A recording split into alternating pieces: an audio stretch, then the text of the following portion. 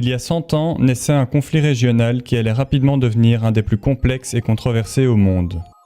Un conflit entre deux peuples très différents pour un même territoire.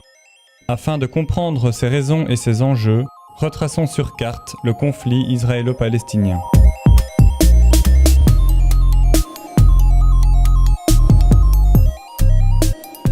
Nous sommes en 1917, pendant la Première Guerre mondiale.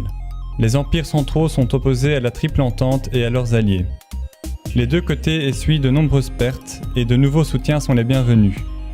Le ministre des Affaires étrangères britannique, Arthur Balfour, écrit alors une lettre ouverte promettant un foyer national juif en Palestine contre un soutien du mouvement sioniste. En parallèle, les Britanniques tentent d'affaiblir l'Empire ottoman en poussant les Arabes à la rébellion et en leur promettant l'indépendance sur les territoires libérés. À la fin de la guerre, l'Empire ottoman est vaincu et ses terres sont partagées par les puissances européennes. Les Britanniques donnent ensuite plus d'indépendance aux Arabes en Irak et en Transjordanie. C'est dans ce qu'il reste de la Palestine que le Royaume-Uni veut créer un foyer national juif, alors que la communauté juive y est largement minoritaire. Mais l'immigration prend rapidement de l'ampleur suite à la situation tendue en Europe et plus particulièrement en Allemagne où le parti nazi antisémite arrive au pouvoir.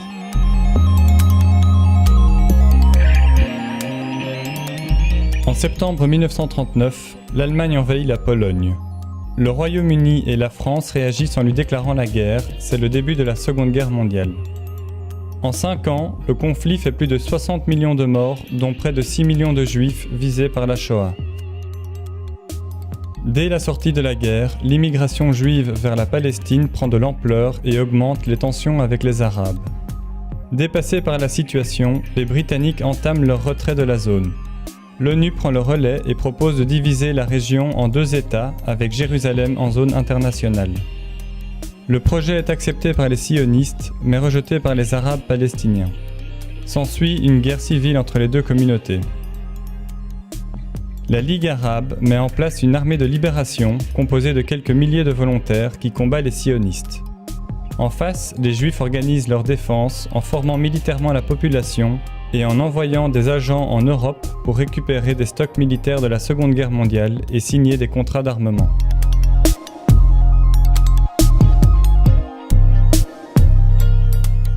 Le 14 mai 1948, le Royaume-Uni termine son retrait de Palestine. Les Juifs proclament alors l'indépendance de l'État d'Israël.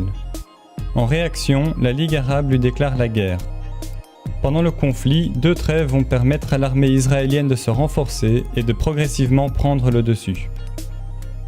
Finalement, des accords d'armistice sont signés, Israël s'empare de nouveaux territoires, dont l'ouest de Jérusalem. L'Égypte reçoit la bande de Gaza et la Cisjordanie est annexée à la Transjordanie pour former la Jordanie. Ce conflit aura provoqué de nombreux déplacements de population. D'une part, plus de 700 000 Arabes ont été chassés ou ont fui les territoires israéliens vers des camps de réfugiés. D'autre part, les communautés juives des pays arabes, parfois vieilles de plus de 2000 ans, sont chassées et vont se réfugier en Israël ou en Europe. Enfin, de nombreux Juifs européens sont rassurés par la victoire d'Israël et choisissent de s'y installer.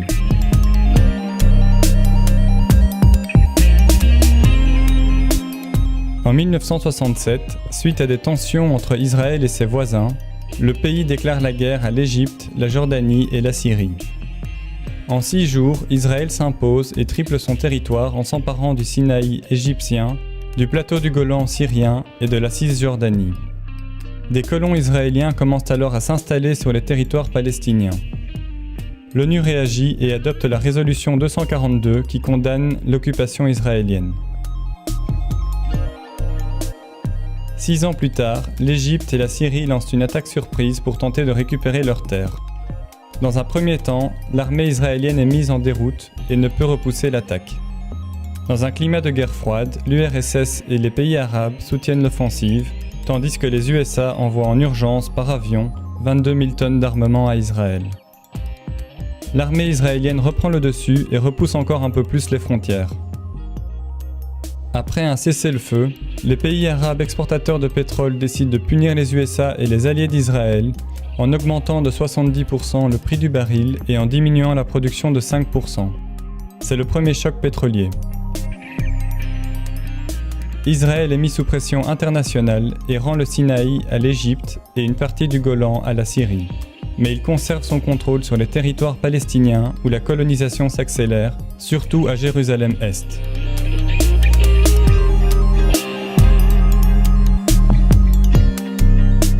En 1980, Israël proclame Jérusalem comme sa capitale indivisible. Mais cette décision est condamnée par le Conseil de sécurité des Nations Unies. En Cisjordanie, la tension monte aussi autour de l'approvisionnement en eau. Israël a la main mise sur les sources et la distribution est très inégale entre les colonies et les Palestiniens. En 1987, la population palestinienne se révolte et descend dans la rue, principalement armée de pierres. C'est le début de la première intifada, terme arabe qui signifie soulèvement. Dans ce contexte, naît le Hamas, un mouvement islamiste palestinien qui combat Israël. Alors que l'Organisation de libération de la Palestine, une organisation mise en place en 1964 par la Ligue arabe et exilée à Alger, proclame le 15 novembre 1988 l'indépendance de l'État de Palestine. Jérusalem en est aussi la capitale. La Palestine sera progressivement reconnue par 136 États.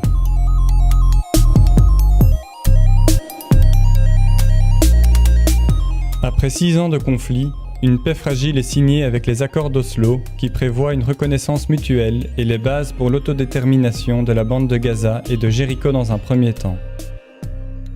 En 1995, un plan de partage de la Cisjordanie est signé.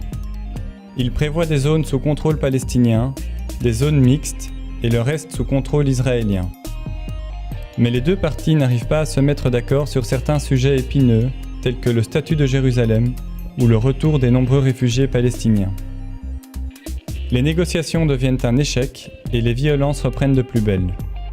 À Jérusalem, la visite du chef de l'opposition israélienne sur l'esplanade des mosquées, lieu saint des musulmans, est l'étincelle qui déclenche la seconde intifada, marquée par de nombreux attentats suicides. Israël est à nouveau en difficulté. Pour se protéger, le pays entame la construction d'un mur en Cisjordanie, mais en profite pour empiéter sur les territoires palestiniens. Ce mur est déclaré illégal par la Cour internationale de justice. Alors, pour tenter de calmer le jeu, le gouvernement décide en 2005 de supprimer les colonies juives de la bande de Gaza, mais conserve son contrôle sur les frontières.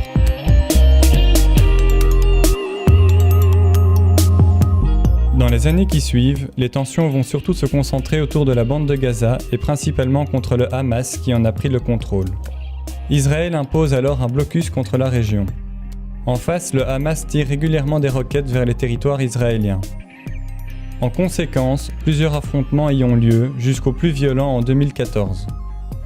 L'aviation israélienne pilonne la région et détruit 50 000 maisons, une centaine d'écoles, une dizaine d'hôpitaux et l'unique centrale électrique. La population qui est coincée dans l'enclave se retrouve en situation de désastre humanitaire.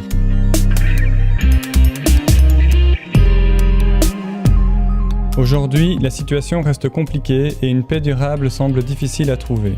D'une part, la Cisjordanie est désormais morcelée entre villes et villages palestiniens et plus de 150 colonies. Y trouver un accord y paraît plus compliqué que jamais. Il y a ensuite le statut de Jérusalem. Les deux parties considèrent la ville comme leur capitale. Or, les USA viennent d'annoncer qu'ils vont y installer leur ambassade, reconnaissant de facto la ville comme la capitale d'Israël. Cette décision a été condamnée par l'ONU à une large majorité, alors que les Palestiniens ont annoncé que les États-Unis n'ont plus leur rôle de médiateur dans le processus de paix qui semble désormais être au point mort.